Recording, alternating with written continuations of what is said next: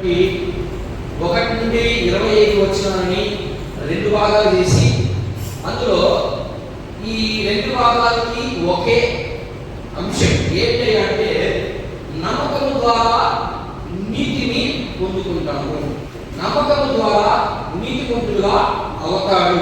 లేకపోతే నీతిమంతులుగా తీర్చబడాలంటే ఎవరి మీద మనం నమ్మకంగా ఉంటే మనం నీతిమంతులు అవుతాం. ఈ 3 విషయాలు అందులో కనబడతాయి, 25 వచనాల్లో కనబడతాయి. అందుకని అంతా ఒకే రోజు చెప్తే కొంచెం కన్ఫ్యూజన్ అయిపోతారని నేను దాన్ని కొంచెం విడగొట్టి ఈరోజు 1 నుండి 12 వచనాలు ఒక భాగం చేసి ఆ భాగానికి అదే అంశం, తరువాత 12 నుండి 25 వచనాలు కూడా అదే అంశం. ఏంటి? నమ్మకం ద్వారా అబ్రహాము నీతిని పొందుకున్నాడు. ఏంటి? ఎలా? అసలు నమ్మకం ద్వారా నీతిని ఎలా పొందుకున్నాడు? ఆ పొందుకునే దానికి ఇక్కడ కొన్ని విషయాలు రాశారు. ఇక్కడ చూడండి, 1 నుంచి 4వ అధ్యాయము 1 నుండి 3 వచనాల్లో నమ్మకం ద్వారా నీతిని పొందుకున్నాడు అబ్రహాము. పొందుకున్నాడా? నమ్మకం ద్వారా మాత్రమే నీతిమంతులుగా ఆయన తీర్చబడ్డాడని దేవుని వాక్యం సెలవిస్తాం. అయితే 2 నీతిని పొందడానికి కారణం ఏంటి? కారణాలు చాలా ఉన్నాయి ఆ రోజుల్లో. ఈ రోజుల్లో కారణాలు ఏం లేవు. కానీ దాన్ని 4వ అధ్యాయము 4 నుంచి 8 వచనాల్లో మనం గమనిస్తాం. ఇకపోతే 3 నీతిని పొందుతున్నట్టు గుర్తేంటి? మీరు, నువ్వు, నేను ఈరోజు నీతిమంతులుగా ఉన్నాము అనడానికి మనకే గుర్తు. అబ్రహాముకు అయితే ఏం గుర్తులు ఉన్నాయో ఇక్కడ నేను చూపిస్తాను. మరి నీకు ఉన్నాయా గుర్తులు? ఆ గుర్తులు లేకపోతే మనం నీతిమంతుల జాబితాలో నుంచి తొలగిపోయామని అర్థం. అందుకని కొంత దాన్ని అర్థం చేసుకునే దానికి మీకు ఇంకా ఇక్కడ రాశారు. పాత నిబంధనలో ఉన్నటువంటి వ్యక్తి ఎవరు? అబ్రహాం. అయితే ఇప్పుడు క్రొత్త నిబంధన ప్రారంభమైంది. క్రొత్త నిబంధనకి పాత నిబంధనకి గ్యాప్ పడుతుంది. ఎన్ని సంవత్సరాలు ఉంది? కొత్త నిబంధనకి పాత నిబంధనకి గ్యాప్ ఉంది, కొంతకాలం. దేవుడు మౌనమైపోయాడు. ఏంటి ఆ మౌన కాలాన్ని? ఎంతకాలం మౌనం? ఎంతకాలం మౌనంగా ఉన్నాడు దేవుడు? గుర్తుందా ఎవరికైనా? గుర్తులేదా? దేవుడు మలాకి ప్రవక్తతో ఆపేశాడు మాటలు. అప్పుడుదాకా మాట్లాడుతున్నాడు. ఇశ్రాయేలు తప్పు చేసినా లేకపోతే దేవుడి పిల్లలు తప్పు చేసినా ప్రవక్త ద్వారా మాట్లాడి వారిని సరిచేసేదానికి అవకాశం ఇచ్చాడు. అయినా కూడా వీళ్ళు మాట వినలేదు. మాట వినకపోగా ఎంతో మంది ప్రవక్తలు పంపించాడు, రాజులు పంపించాడు, న్యాయాధిపతులు పంపించాడు, అధికారులు పంపించాడు. రకరకాలైనటువంటి అనేక కోణాలలో ఏ కోణం అయితే చెప్తే మార్పు వస్తుందో అలాంటి కోణాల్లో చెప్పుకుంటా వచ్చినప్పటికీ కూడా ఇశ్రాయేలీయులు దేవుణ్ణి ఏం చేశారు? ధృవీకరించారు. దేవుడి మాటని అంగీకరించుకుంటే ఉన్నారు కానీ అంగీకరించలేకపోతున్నారు. అందుకని మలాకీతో స్టాప్ అయిపోయాడు. ఇక మాట్లాడి ఇక మౌనం అయిపోయాడు. మౌనం అయిపోయిన తరువాత 400 సంవత్సరాలకి మళ్ళా తన కుమారుడు ద్వారా ప్రారంభించాడు అంటారు. అదంతా ఎంతకాలం గ్యాప్ వచ్చింది పాత నిబంధనకి కొత్త నిబంధనకి? అందుకని నేను చాలా దూరం డిస్టెన్స్ మెయింటైన్ చేస్తా ఉన్నాను. ఇక్కడ చూడండి, పాత నిబంధనకి కొత్త నిబంధనకి ఇంచు మధ్యలో ఎన్ని సంవత్సరాలు ఉన్నాయి? ఎన్ని సంవత్సరాలు? 400 సంవత్సరాలు ఉన్నాయి. ఈ 400 సంవత్సరాలు దేవుడు సైలెంట్ అయిపోయాడు. ఎందుకు సైలెంట్ అయిపోయాడంటే ఇక్కడ ఉన్నటువంటి పద్ధతి అంతా బలులు. ఏంటి బలులు? ఇక్కడ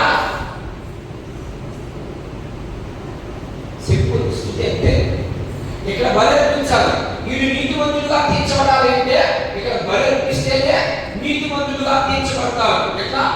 ఈ నీతి ఇలా పొందుకోవాల్సిందే.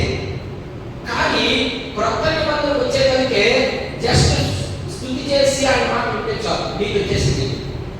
మరి దీనికి దానికి ఉన్నటువంటి వ్యత్యాసాన్ని పౌలు గారు అక్కడ ఉన్నటువంటి యూదులు చాలా గర్విష్ఠులు. మనలో చాలా మంది గర్విష్ఠులు. ఎవరు అంటే ముదురు క్రైస్తవులు ఉంటారు. మొదటి నుండి నేను క్రైస్తవుని అని చెప్పుకుంటారు, కానీ వాళ్ళకి ఏమీ తెలియదు. అలాంటి వారితో మాట్లాడుతున్నాడు ఇక్కడ. మేము క్రైస్తవులే కానీ వాక్యం ఏం చెప్తా ఉంది? వాక్య ప్రకారం నా జీవితం ఉందా?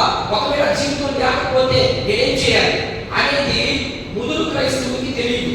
ఇప్పుడు వచ్చే క్రైస్తవునికి మాత్రమే అది కూడా తెలియట్లేదు. ఇప్పుడు వచ్చేవాడు క్లారిటీగా బైబిల్ చెప్తా ఉంటే దాన్ని మనం అధ్యయనం చేయలేక, దాన్ని మనం చదవలేక మనం కూడా వివరాలని ఉన్నాం. ఏంటి భక్తి? నేను చూపిస్తాను. ఇక్కడ యూదులకి పౌలు భక్తులు చూపిస్తా ఉన్నాడు. ఎవరు చూపిస్తున్నాడయ్యా అంటే, ఇదిగో పాత నిబంధనలో ఉన్నటువంటి అబ్రాహాము నీతిమంతుడుగా తీర్చబడ్డాడు. ఎలా తీర్చబడ్డాడయ్యా అంటే, దానికి కారణం 3 కారణాలు చెప్పాడు. ఏంటంటే నమ్మకం ద్వారా నీతిని పొందుతున్నాడు ఒకటి. రెండోది, నీతిని పొందడానికి కొన్ని కారణాలు ఉన్నాయి. ఏంటి ఆ కారణం అనేది నేను మీకు చూపిస్తాను. తరువాత నీతిని పొందుతున్నాడని గుర్తేంటి?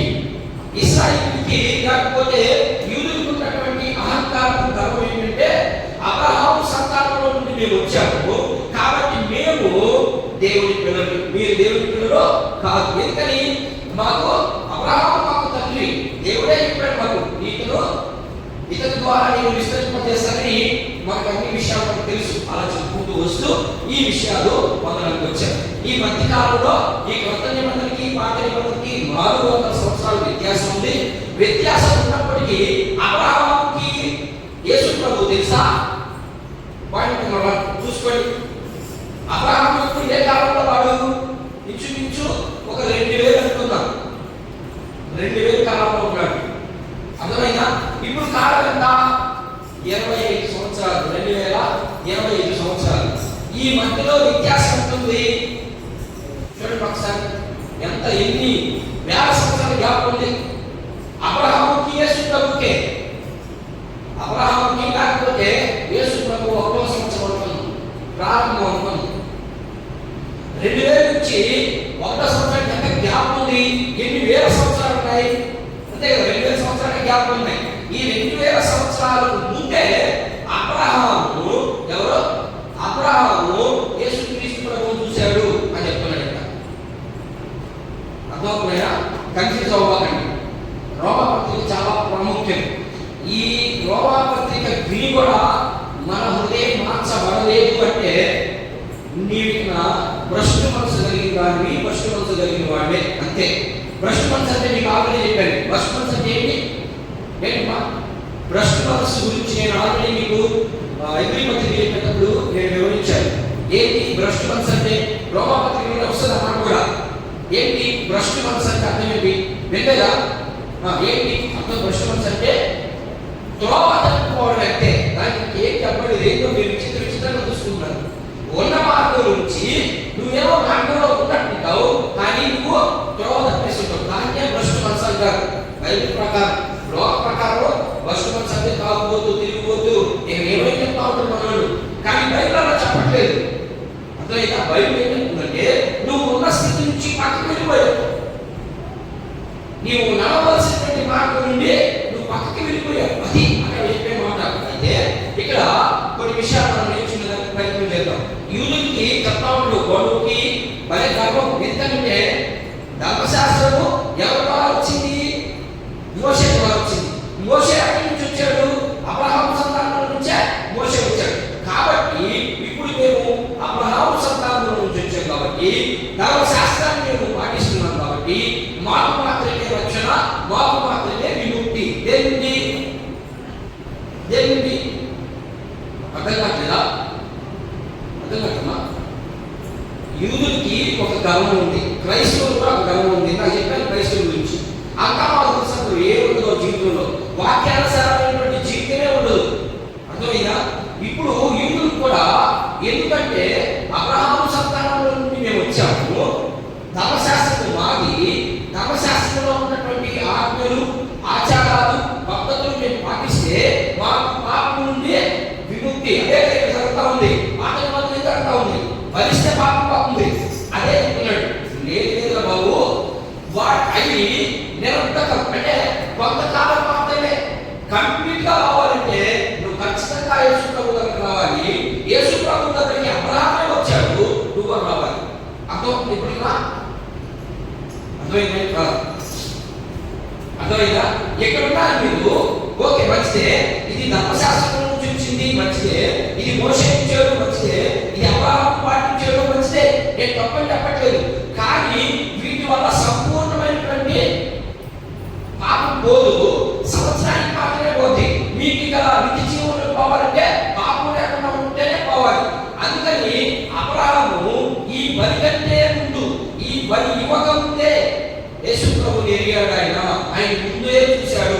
కావాలంటే మీకు కొన్ని వచనాలు నేను చూపిస్తాను. మీకు ఇచ్చిన గ్రంథంలోని వాళ్ళకి ఎవరు ముఖ్యం, యూదులకి ఎవరు ప్రాముఖ్యమైనటువంటి మనుషులు ఉన్నారు? యూదులకి ప్రాముఖ్యంగా నమ్మకాలు కొంతమంది ఎవరు నమ్ముతారు? యేసు ప్రభువుని నమ్మరు, కానీ కొంతమంది నమ్ముతారు. ఎవరెవరిని? మోషేని, దావీదుని, అబ్రహాముని, ప్రవక్తల్ని, జ్ఞానుని నమ్ముతారు. యేసు ప్రభువుని నమ్మరు. ఎందుకని?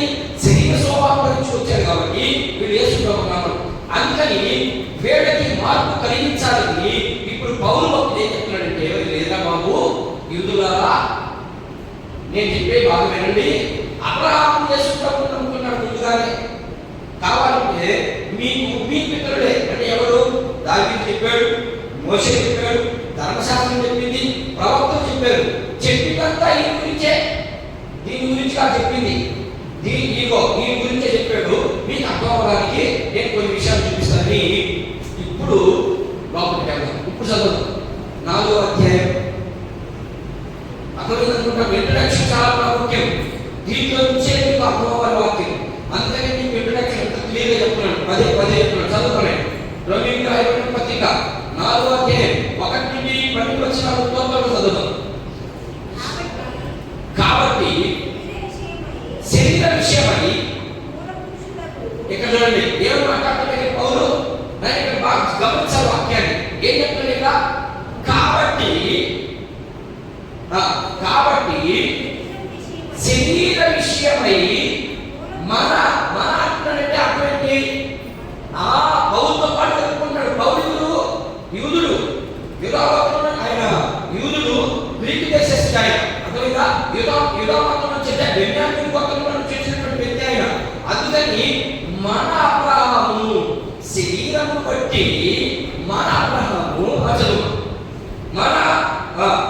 శరీరము బట్టి శరీర విషయమై మన మూల పురుషులకు అబ్రహాముకి ఏమి దొరుకుతుందని అందుము అబ్రహాము క్రియల మూలంగా నీతిమంతులని తీర్చబడిన అతనికి అతిశయ కారణము కలుగును కానీ అది దేవుని ఎదుట కలుగదు. ఎట్టే మాట్లాడుతున్నారంటే, మొదటిగా వీళ్ళు ఏం మాట్లాడుతున్నారు? యూదులు మేము అబ్రహాము సంతానము, మేము మాకు తప్ప ఇంకెవరికి దేవుడు కాదు, మాకు మాత్రమే దేవుడు. ఎందుకని? కారణం ఏంటంటే మేము తప్పు చేసిన మాకంటే ముందున్నట్లు అబ్రహాము ఆయన నీతిమంతుడుగా ఎంచబడ్డాడు. ఎలా ఎంచబడ్డాడు? నీతిమంతుడుగా ఎలా ఎంచబడ్డాడు అనేది 3 వచనాలు మాత్రమే చదివి మనం దాంట్లో జ్ఞానం చదువునే. లేఖనం ఏం చెప్తుంది? అబ్రహాము దేవుని నమ్మెను, అది అతనికి నీతిగా ఎంచబడెను. చాలు. ఇక్కడ మీకేమర్థమైంది? ఇంకా 2 విషయాలు పడతా ఉన్నాయి. ఏంటంటే అబ్రహాము శరీరం బట్టి మనకు మూల పురుషుడే, కానీ ఆయన క్రియ చేసినంత వల్ల నీతిమంతుడయ్యాడా? క్రియ చేయడానికే నీతిమంతుడయ్యాడా? ఇది ప్రశ్న. వాళ్ళకి వేసిన ప్రశ్న. వాళ్ళు ఏమనుకున్నారు? క్రియ చేశాడు కాబట్టి ఆయన మనకు తండ్రి అయ్యాడు అంటున్నారు. క్రియ చేశాడు అబ్రహాము. అందుకనే దాని నుంచి కొన్ని విషయాలు చూసేదానికి మనం ప్రయత్నం చేద్దాం. 1 నుండి 4 వచనాల్లో మొదటి ఏమవుతుంది? నమ్మకము ద్వారా. ఏం నమ్మాడు దేవుడు? అబ్రహాము దేవుడిని ఎలా నమ్మాడు? ఎందుకు నమ్మాడు? వాళ్ళ ఉద్దేశాలు ఏంటి? మనం కొన్ని విషయాలు చూసడానికి ప్రయత్నం చేద్దాం. ఎలా వాళ్ళు అబ్రహాము పిల్లలని, మేము దేవుని పిల్లలని ఎలా చెప్పుకుంటున్నారో కొన్ని వచనాలు చూపించడానికి ప్రయత్నం చేస్తాం. మత్తయి సువార్త చూద్దాం. ఎందుకు వాళ్ళు మేము దేవుని పిల్లలని లేకపోతే అబ్రహాము సంతానమని అని ఎలా చెప్పుకుంటున్నారో ఆ విషయాలు చూడడానికి కొన్ని వచనాలు మనం చదివేందుకు ప్రయత్నం చేద్దాం. చదువు 3వ అధ్యాయంలో వచ్చింది. మత్తయి సువార్త 3:9.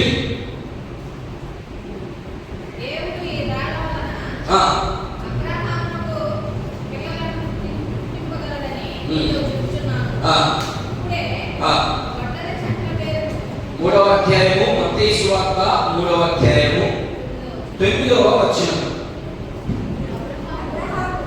అబ్రహాము ఏంటంట? వాళ్ళ ఉద్దేశం ఏంటి? అబ్రహాము మా తండ్రి అని మీరు చెప్పుకుంటున్నారు. చదువు కంటిన్యూషన్. మీలో మీరు చెప్పుకొని తలంచవద్దు.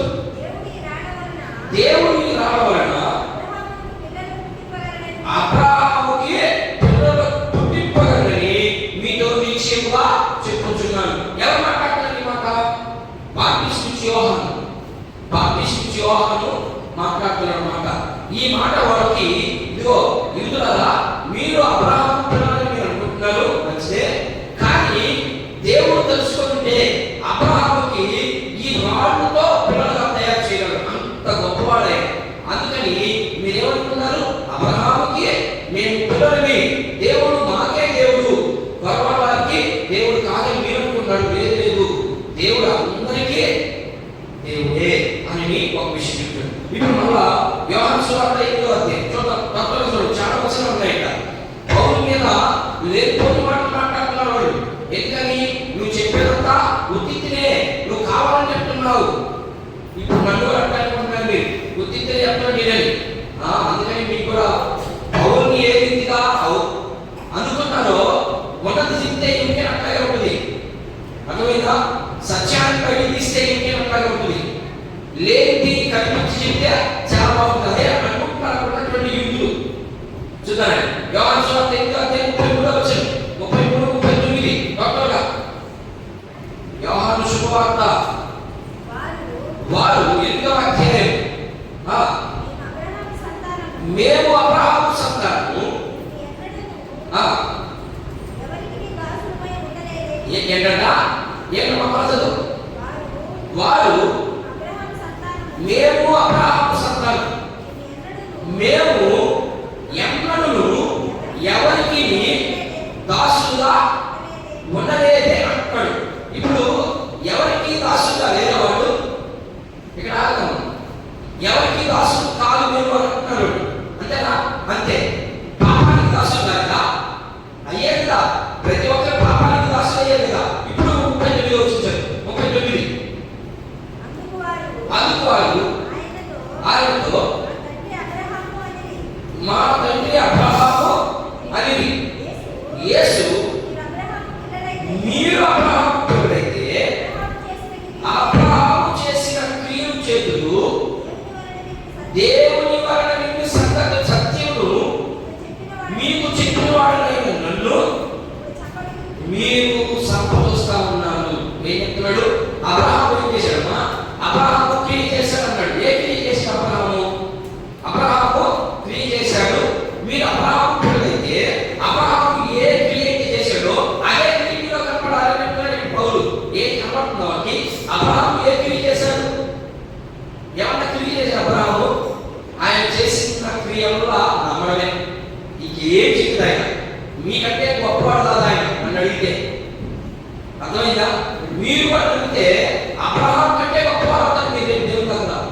మనం నమ్మడం లేదు, ఆయన నమ్మాడు, మనం నమ్మడం లేదు. అంతేకాదు ఆయనకేమి పెద్ద బహుమానాలు ఉండవు అక్కడ, నీకేం బహుమానాలు తక్కువ అక్కడ. నువ్వు ఆయన సమానమే, అంతే. నువ్వు నమ్మాలి, నువ్వు నమ్మట్లేదు.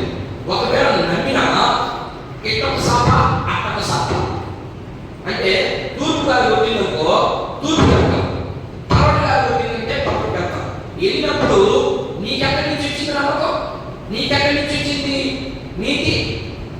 అబ్రహాము అయితే దేవుడిలో తిరిగి జరిగే మేము ఇప్పుడు ఆ పాయింట్ వస్తుంది. పాయింట్ నెంబర్ 7కి మనం ఇంకా రాలేదు. పాయింట్ నెంబర్ 7 వచ్చేసరికి చాలా టైం అవుతుంది. ఇప్పుడు చూద్దాం. పౌలు ఏమనుకుంటాడంటే, నేను అక్కడికి వెళ్ళినప్పుడు దాన్ని వివరిస్తాను.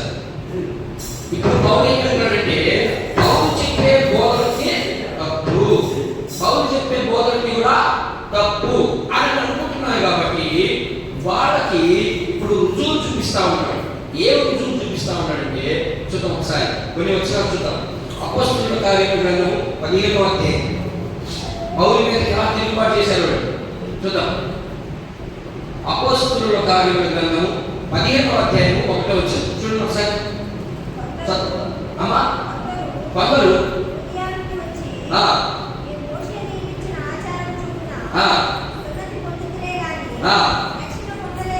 ఏం చెప్పారు? స్వర్గతి పొందుతున్నారు కానీ మీకేం లేదు. రక్షణ లేదు. ఇప్పుడు యూదు పాపం వస్తుందా కదా, క్రైస్తవునికి నేను చెప్పే బోధ వస్తుందా? క్రైస్తవునికి మంచిది నేను చెప్పే బోధ ఎవరికి వస్తుందంటే ఆత్మీయులకు మాత్రమే వస్తుంది. అలాగే చెప్తున్నాను ఇక్కడ పౌలు, ఇదిగో మీరు అబ్రహాము సంతానం అనుకుంటున్నారు, మంచిదే, కానీ అబ్రహాము చేసినటువంటి క్రియ మీలో లేదు. కానీ మీరేమనుకుంటున్నారంటే మేము సున్నతి పొందుకున్నాము, మాకు విడుదల చేసింది, మాకు రక్షణ వచ్చేసింది అని మీరు అనుకున్నారు. ఏం రాదు అని చెప్పేదానికి 15వ వచనంలో చూపించాడు. ఇప్పుడు ఇంకొక వచనం అదే అధ్యాయం 13వ అధ్యాయం, సారీ అదే పుస్తకం 13వ అధ్యాయం 45వ వచనం కొత్త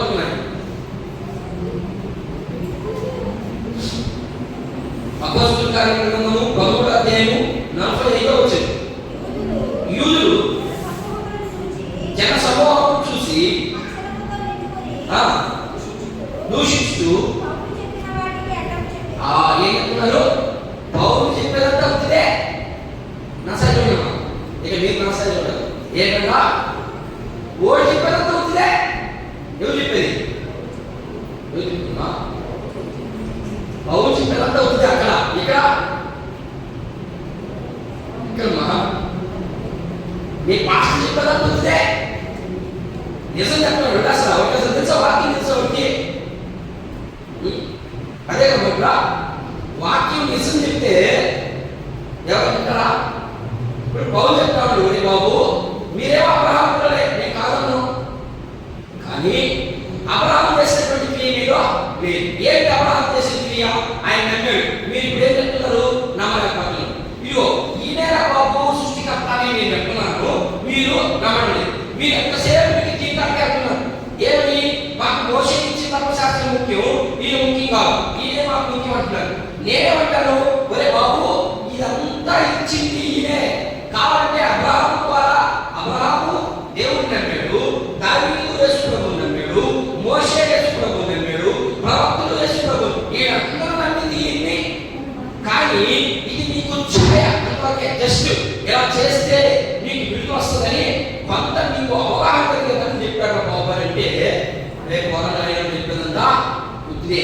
అదే ఇప్పుడు జరిగింది. అపోస్తలుల 13వ అధ్యాయం జరిగిన కారణం అదే. అప్పుడే సువార్త ప్రారంభమైంది. పౌలు బయటకు వచ్చాడు. ఎక్కడ 7వ అధ్యాయం బయటకు వచ్చాడు, 8వ అధ్యాయం బయటకు వచ్చాడు. అప్పుడు ఎక్కడ ఉన్నాడు? ఇక్కడే ఉన్నాడు. ఆయన కూడా యూదా పక్కలోనే ఉన్నాడు. యూదులు ఏం చేస్తున్నాడు? యేసు ప్రభువుని నమ్ముకుంటూ చంపేస్తున్నాడు. అలాంటి వ్యక్తికి ఒకే ఒక్కసారి మార్పు వచ్చేసింది. మరి మీకు నాకు మార్పు వచ్చింది అసలు? ఆయన ఒకేసారి మార్పు వచ్చింది. ఇక మీరు చూడదు ఆయన. మరి నీకు నాకు ఎన్నిసార్లు రావాలి మార్పు? రావాలమ్మా, ఒకేసారి మార్పు రావాలి. మనిషికి ఎన్నిసార్లు మార్పు రాకూడదు. అదే చూపిస్తా ఉన్నాడు. ఇప్పుడు దీన్ని బట్టి వాడు ఏం తెలుసు? మీ పాస్టర్గా వాడికి ఏం తెలుసుమా? వాడాడు పని చేసుకునేవాడు. పని చేసుకోకుండా భయమంతగా చదివితే ఖచ్చితంగా చాలా మందికి తెలియదు. కానీ భయమంతగా 26 పుస్తకాలు కానీ మనం అధ్యయనం చేస్తే దాంట్లో దేవుడు ఇచ్చి పెడతాడు అన్నమాట. వీళ్ళు బైబిల్లో 26 పుస్తకాల్లో ఉన్నటువంటి మ్యాటర్ అంతా తీసుకొని జోబులో పెట్టుకోగలరు. కొద్ది మాటలు తీసుకొని జోబులో పెట్టుకుంటారు. మాస్టర్ రావడమ్మ పంచీవుడు చెప్తున్నా, బైబిల్ పంచీవుడు చెప్తుందా? ఎంతసేపు ఈ సంఘం మీద ఆధారపడమని చెప్తుందా? సంఘము ప్రోత్సహిస్తుంది, వాళ్ళకి ఉన్నదాంట్లో ప్రోత్సహిస్తుంది, లేదంటే అక్కడి నుంచి ప్రోత్సహిస్తుంది. మన సంఘంలో ఉన్న వాళ్ళందరూ పేదోడమ్మా, మరి వాళ్ళ మీద మేము బాధ పెట్టగలిగేదా? దేవుడు ఒప్పుకుంటాడు, దానికి ఒప్పుకుంటాడమ్మా? ఒప్పుకోడు. దేవుడు సంపూర్ణంగా సేవకుని పిలిచాడు అంటే దేవుడు నీకు ఏదో ఒక దాంట్లో నుంచి నేను బయటకు తీస్తాడు. నేను సంపూర్ణంగా సేవకు పిలవలేదంటే నువ్వు కష్టపడి పని చేసుకుంటూ దేవుని పని చేయాలి. అది బైబిల్ చెప్పేది. ఇప్పుడు పౌరులో నుంచి మనం అర్థం చేసుకున్నాం. పౌరు ఏ పని చేస్తున్నాడు? ఏం చేస్తున్నామా? డాలా అనుకున్నాడు. పొగలంతా డాలా అనుకునేది. సాయంత్రం వేదనగా పోయి ఏదో ఒక సులువోగు లేకపోతే ఏదో ఒక మందిరంలో చేరేది, లేకపోతే ఈలో ఒక సెంటర్లో ఏదో ఒక సెంటర్ చూసుకొని అక్కడ ఆయన సువార్త ప్రకటించేవాడు. అర్థమైందా? మరలా ఇప్పుడు ఇంకొక మాట అన్నాడు, అప్పుడంటే వాడికి ఏం తెలియదండి, అందుకని వాడు దశభాగం ఇవ్వడం బైబిల్ చెప్తా ఉందా? ఎందుకు ఇవ్వాలి దశభాగం? అసలు దశభాగం ఎవరికి ఇవ్వాలని చెప్తుంది బైబిల్? ఈ తల్లిగా నా ఉద్దేశం. ఎవరికి ఇవ్వాలి దశభాగం? సంపాదించినటువంటి సంపాదనలో ఎవరికి ఇవ్వాలి దశభాగం? ఎక్కడైతే నీకు జీవాహారం దొరుకుతుందో, జీవాహారాన్ని ప్రత్యేకంగా చెప్తున్నాను నేను ఇక్కడ, శరీర సంబంధమైనటువంటి ఆహారం ఎక్కడే దొరుకుతుంది. ఎక్కడైతే నీకు జీవాహారం దొరుకుతుందో అప్పుడు ఆ జీవాహారానికి సంబంధించి నువ్వు సంపాదించినటువంటి దాంట్లో నీకు తోచింది దశమ భాగం రూల్ లేదు ఇక్కడ. క్రొత్త నిబంధన ప్రకారం ఎత్తిపదేశాడు. నీకు ఇష్టమైతే, నీకు దేవుడు ప్రేరేపిస్తే, నువ్వు ఆశీర్వాదాలు అనుభవించాలంటే, నువ్వు దేవుని పరిచయం నీ ముందుకు నెట్టాలంటే ఖచ్చితంగా నువ్వు ఇవ్వాలి అని బైబిల్ చెప్తా ఉంది. అది ఎక్కవాలి? నీ శక్తి కొరకు వారికి చెప్తా ఉంది. కొలస్సీకి రాయబడినటువంటి పత్రికలో మనము ఒక పుస్తకాన్ని 2 పుస్తకాలను చదివి నాశనం అయిపోతాం, చక్కగా పెట్టేసుకుంటాం బైబిల్. ఒక పుస్తకం తెలుసుకుంటే కలిగి అదేనా చక్కగా పెట్టేసుకుంటాం బైబిల్. వచ్చేస్తాను నేను కూడా మాస్టర్లోనే అట్లా ఒప్పుకోవట్లేదే బైబిల్, అట్లా ఒప్పుకోవట్లేదు. ఏం చేస్తుంది ఇక్కడ? ఎలా ఒప్పుకొని సాయంకాలం సువార్త చేస్తా ఉన్నాడు. ఆయన సువార్త ఈరోజు ప్రపంచమంతా వ్యాప్తి చేసింది. మరి ఇప్పుడు ఉన్నటువంటి వాడు వాడు పని చేసుకుంటాడు, ఇప్పుడు పని చేసుకుంటాడు. వాడిని జీవిత వాక్యం, వాడిని సువార్త అంటున్నాడు. ఇప్పుడు మాస్టర్ అంటే తెలసంతా తలపెట్టి వేసుకొని 3 రోజుల మొక్కలు ఉంచుతా ఏమా ఎట్లా చెప్తుందా బైబిల్?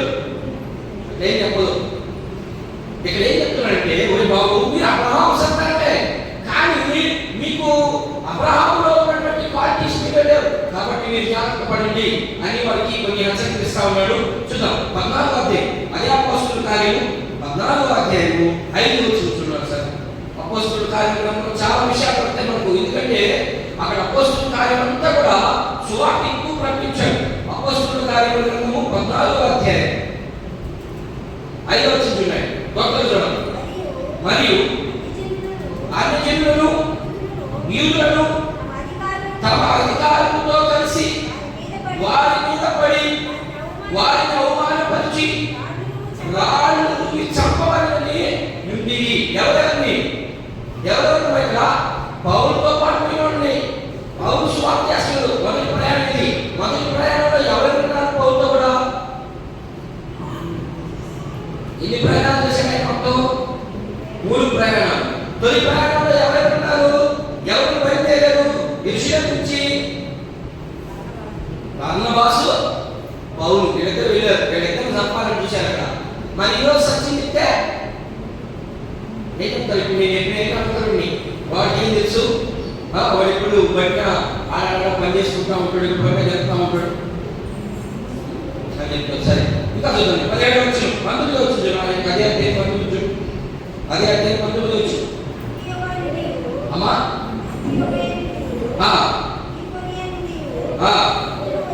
వచ్చి జన సమూహములను తన పక్షముగా చేసుకుని పౌలు మీద రాళ్ళు రువ్వి అతడు చనిపోయినని ఆ పట్టణము వెలుపలికి అతన్ని ఈడ్చేసిరి. ఏమ్మా దేవుడి పని చేస్తా ఉంటే దేవుడు ఎట్లా ఇప్పుడు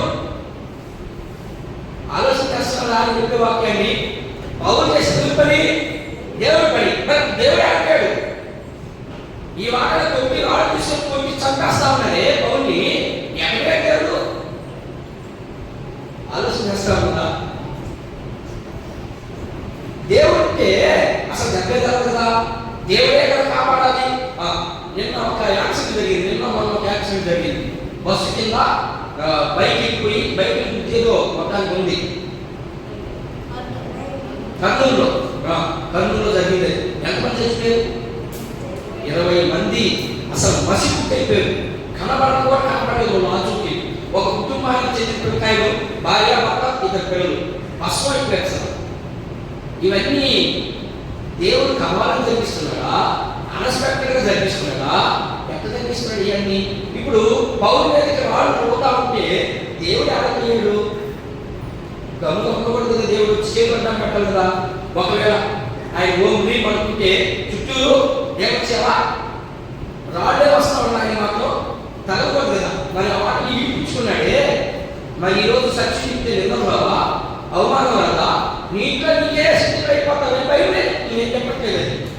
సత్యం వైపు ఎవరైతే చూస్తారో వాళ్ళకి రాదు శ్రమ ఉండదు. ప్రతిదీ శ్రమ వస్తుంది. ప్రతి దాంట్లో అవుతాను, ప్రతి దాంట్లో నిందలే.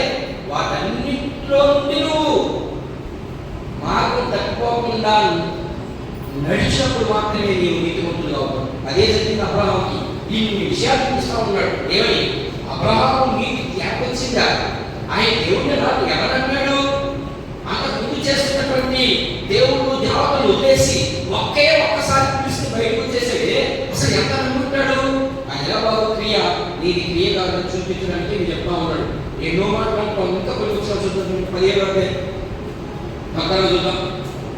ఈరోజు ఇక్కడే అయిపోతుంది ఈ భాగం. రెండో భాగానికి కొత్తగా చదవండి. 17 వచ్చాడు. పక్కనే ఉంటుంది కదా. ఆయన ఎంతసేపు వేసుకోలేదు బయలు పక్కనే ఉంటుంది కదా. పోస్ట్ కావ్యం 17 వచ్చాడు. అయితే యూదులు మత్సరపడి అమ్మా పని పాట లేక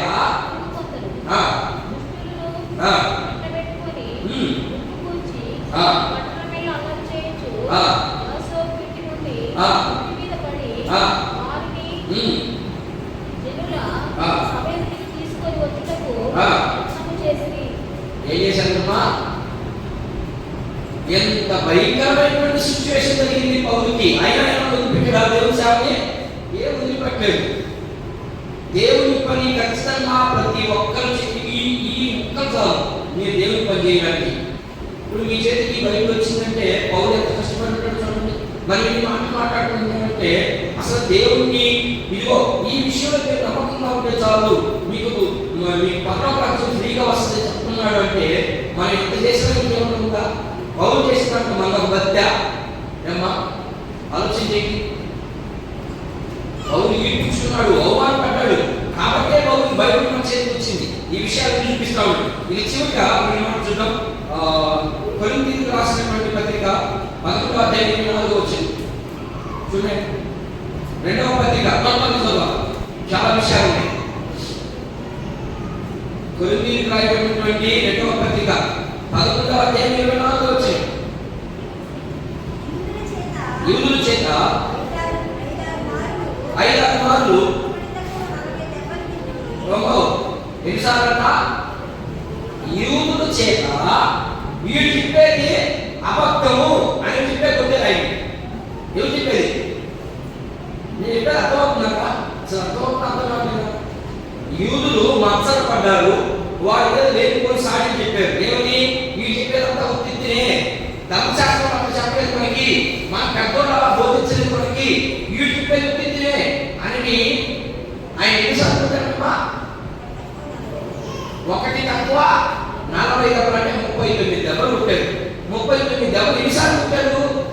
ఒకసారి కొట్టారా? 5-6 సార్లు కొట్టారంటే ఒళ్ళు పెట్టుకుంటుంది చూడండి ఒకసారి. ఏమమ్మా అవసరమా? నువ్వు నేను రక్షించబడాలని ఉన్న సత్యాన్ని బయట తీసుకొస్తే ఇయ్యా చేయాల్సింది దేవుడా? ఆలోచించి దేవుడు చేయాల్సిందా? సత్యం కదా చెప్పలేదు బాబు. ఆయన సత్యం చెప్పినప్పుడు మరి బాబు పౌలు నువ్వు సత్యం చెప్తున్నావు, నిన్ను ఊరేమను, ఎందుకంటే నేను నీకు ఓడున్నాను కాబట్టి నిన్ను ఊరేమను, నువ్వు పోయి ఈ చెప్పి నీ మాట అంతా హృదయాలకు వెళ్ళిపోతాయి, వాళ్ళు అక్కడికి వచ్చేస్తాడు అని చెప్పాడా? చెప్పాలి కదా మాట. మరి ఎన్నిసార్లు పడుతుంటే దేవుడు ఆడుతున్నాడు కొట్టుకొని నిలబడుతున్నాడా? ఏది అంటాడు ఒక్కోసారి. ఎవరికంటే ఏరియాకి బయట ప్రవక్తలకి పోటీ పడుతుంది రాజుల గ్రంథంలో పడినప్పుడు ఏరియా వాళ్ళ ప్రవక్తల్ని 250 మంది ప్రవక్తలు అవతల వాళ్ళు ఉంటారు. వాళ్ళని ఈ ఎంత చేస్తా మీ దేవుడు ఇంకా నిలబడుతుందా? వాటిని పోయి లేవబడుతుంది. అట్లాగే ఇప్పుడు పౌరుని అన్నిసార్లు కొడతా ఉంటే మరి దేవుడు ఏం నష్టం? పాపం నిలబడుతున్నాడు. ఆయన నీవు రక్షించబడాలి అంటే అలాంటి శిక్షలు వస్తాయి నీకు. ఇదిగో పౌలే నీకు సాదృశ్యం. నాలాంటి శిక్షలు మీరు భరించలేరు కాబట్టి పౌలు మీలాంటి సాధారణ మనిషి. పౌరుకి శ్రమ వచ్చింది, మీకు కూడా శ్రమ వస్తుంది. సత్యం వైపు నడిచినప్పుడు, నువ్వు సత్యమైనటువంటి మార్గంలో పోయేటప్పుడు నీతి తక్కువ. ఇవి లేకుండా నువ్వు సుసంపన్నుడివి కాలేవు. నువ్వు సంపూర్ణ అవ్వాలంటే ఇవన్నీ జరగకపోవాల్సిందే. కానీ కొత్త నిబంధన ప్రకారం మనం ఏం చేయాలా? మనం సంపూర్ణం కావాలంటే, మన సంఘం అభివృద్ధి చేయాలంటే ఏం చేయాలా? పౌరు ఇప్పించుకున్నాడు, దండించుకున్నాడు, లాగించుకున్నాడు, కానీ పరిచయం మాత్రం ఆగలేదు. మనకు ఎన్నో సమస్యలు ఉంటాయి, కానీ దేవుడి సమయాన్ని మాత్రం దేవుడికి ఇవ్వాల్సిందే. దేవుడి సంఘానికి రావాల్సిందే. దేవుడికి ఇవ్వవలసినటువంటి ఆధిక్యత దేవుడికి ఇవ్వాల్సిందే. అలా మనం ఇవ్వలేకపోతున్నాము అంటే మనకేం లేదని, ఏం లేదమ్మా, రక్షణ లేదని అంతే. ఇందాక చెప్పాడు కదా, అబ్రహాము సంతానం అనుకుంటున్నారు మీరు క్రైస్తవులే, కానీ అబ్రహాము చేసిన క్రియ మీలో లేదు. కాబట్టి మీరు ఏం చేయాలి? ఇప్పుడు అబ్రహాము చేసిన క్రియ చేయండి. చూడండి, శుక్రవారం ఎంతమంది వచ్చారో, శుక్రవారం ప్రార్థన బట్టి ఈరోజు జనాలు ఎంత వచ్చారు అంతే. నువ్వు ఇంటింటి పోయి పిలిస్తే ఎవరు రాదు. దేవుని వాక్యమే క్లారిటీగా చెప్తుంది, మీరు ఇంటింటి పోయి సువార్త చేయండి అని చెప్తుంది. అంతేగాని మీరు ఇంటింటి పోయి రాని మా చర్చికి రాడు. దేవుడు పోయి వాడిని తట్టాలి, వాడి హృదయాన్ని తట్టాలి. రే పలానా చర్చికి వాళ్ళు అని చెప్పాలి, అప్పుడే వాడు వస్తాడు. మీరు ఇంటికి పోయి బతిలాడడం అని అమ్మా, నేను అనుకుంటున్నాను తలకల్నే ఏదేస్తా ఉన్నాడు దేవుడు, ఏదేస్తాడు. ఇప్పుడు చూడండి, అన్యాయంగా బస్సుల నుంచి చాలా మంది చచ్చిపోయారు. వాళ్ళు ఒక్కరైనా పర్లోక రాజ్యానికి పోయింటాడా? ఆలోచన చేయండి. మనం మనం మనం మనం ఎందుకు దేవుడు ఈ భూమి మీద పంపించాడు? ఆయన నీ కోసం ప్రాణం ఎందుకు పెట్టాడు? నిన్ను పరిశుద్ధురాలుగా చూడాలనే కదా ఆయన ఉద్దేశం. అందుకే కదా ప్రాణం పెట్టాడు. బస్సు కాలిపోయింది. బస్సులో ఉన్నటువంటి జనాల్లో నిజంగా యేసు ప్రభువును నమ్ముకున్న వాడు మాత్రమే పోయి ఉంటారు. అక్కడ వారికి మారు మనసు, రక్షణ, పాపక్షమాపణ, ఈ 3 కలిగినోడు మాత్రమే దేవుని దగ్గరికి పోతాడు. పర్వాలేదు, మార్గం తప్పేస్తారు. పేరు మాత్రం క్రైస్తవులమే. ఆలోచించి, ఈ ఆలోచన లేకుండా మనం ప్రభువుని ఎరగలేము. మనం ఇందాక పాడుకున్నాం, ఎవరికి తిరిగిన ఒక కొత్త పేరుతో పిలుస్తాడంట ఆయన. ఏం పేరు పిలుస్తాడు? అక్కడ ఏం పేరు? నీ పేరు నాగరాజు పిలుస్తాడా? లేకపోతే బేబమ్మని పిలుస్తాడా? లేకపోతే ఇంకొక పేరు పిలుస్తాడా? కొత్త పేరు. ఆ పేరు పిలిచేటప్పుడు ఎట్లుంటుందో ఏమ్మా దీవునమ్మా, ఎట్లుంటుంది అప్పుడు?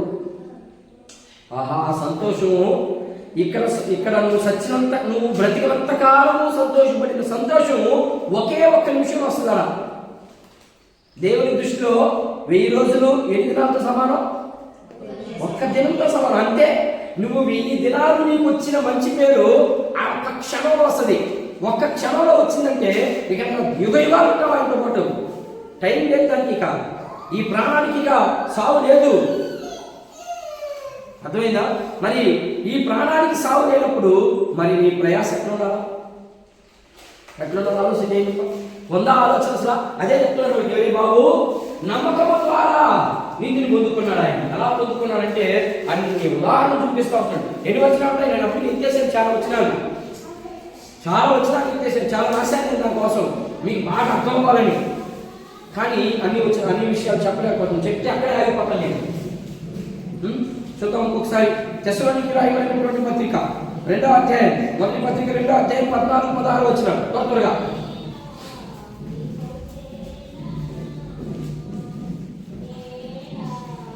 చూడండి, త్వరగా చదవాలి.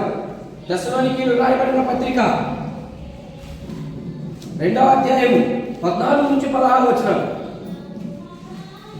ఏదో ఎంతసేపు చేస్తున్నారా? తెస్సలోనికీయులకు రాయబడిన మొదటి పత్రిక 2వ అధ్యాయము 14 వచనం. అవును సహోదరులారా, మనము యూదయలో క్రీస్తు యేసునందున్న దేవుని సంఘమును పోలి నడుచుకునే వారు అయితే వారు యూదుల వలన ఏంటంటే ఏమనుభవించారంటే వాళ్ళు శ్రమను అనుభవించారు. మరి ఈరోజు మన ఇంటికి శ్రమే రాకూడదు. ఏం రాకూడదు మన ఇంటికి? వాళ్ళు సంఘములో ఉన్నటువంటి వారికి అనేక శ్రమను అనుభవించారని దేవుని వాక్యం మీకు శ్రమలు వస్తున్నాయి. ఆ చర్చికి పోతా, మా చర్చికి రండి. నేను విన్నాను మాట. ఏమో నేను డైరెక్ట్గా విన్నాను. ఒక పాస్టర్గా చెప్తా ఉన్నాడు, మీరు ఆ చర్చికి పోతే శ్రమలు వస్తున్నాయా? వాడికి ఏం తెలీదు, వాడికి ఏం తెలియదు కాబట్టి మీకు శ్రమలు వస్తాయి. అసలు దేవుడి దగ్గరికి పోతే శ్రమలు వస్తాయా? రండి మా చర్చికి, మాకు అదంతా ఆశీర్వాదాలే. అయిపోయారు అంతే. వస్తాయా? సరే, నా దగ్గరకు వస్తే నీకు శ్రమలు వస్తున్నాయి, బాగా. మరి ఇక్కడ పౌలు చెప్పేటప్పుడు పౌలు చెప్తామని నేనేం చెప్పే మాటలు కాదు అది. మరి ఇక్కడ యూదుల వల్ల ఎన్ని శ్రమలు వచ్చాయంటే వాడికి అనేక శ్రమలు వచ్చాయంట. మరి మీకు శ్రమే రాకూడదు కదా? దేవుని వాక్యం క్లారిటీ చెప్తా ఉంది, మీకు శ్రమే. దేవునిలో నడవాలంటే అంత ఆశామాష పని కాదు. మీరు శ్రమ లేకుండా, కష్టం లేకుండా ఉండాలంటే నేను చెప్పిన దాంట్లో తూచా తప్పకుండా పాటిస్తే అప్పుడు మీకు శ్రమ రాదు. అర్థమైందా? నువ్వు ఎప్పుడైతే నువ్వు నా మాట వినవో అప్పుడు ఖచ్చితంగా నీకేమొస్తాయి? శ్రమలు, నిందలు, అవమానాలు అన్నీ నీకు వస్తాయి. అర్థమైందా? అని దేవుని వాక్యము క్లారిటీగా చెప్తా ఉంటే మనం ఏం చేస్తాం? మాకు శ్రమే రాకూడదు, మాకే ఈ కష్టం రావాలన్నా, మాకే ఇది రావాలన్నా.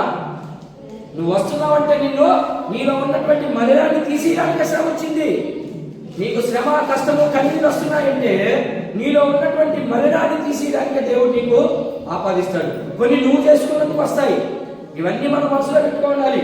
నేనే పాపం చేశాను, నేనే తప్పు చేశాను, నా మీదకి ఈ యొక్క బలహీనత వచ్చిందంటే ఖచ్చితంగా నువ్వు దేవుడికి వ్యతిరేకంగా చేసి ఉండాలి, లేకపోతే నీకు నీవుగా చేసుకోవాలి. ఇంకా చూద్దాం, ఇంకా కొన్ని మాటలు చూద్దాం. చదువుమా 16 వచ్చిందా? చదువుమా. వారు యూదుల వలన అనుభవించినటువంటి శ్రమలే మీరు మీ సొంత దేశస్తుల వలన అనుభవించితిరి. ఆ యూదులు తన పాపములను ఎల్లప్పుడూ పూర్తి చేయొచ్చు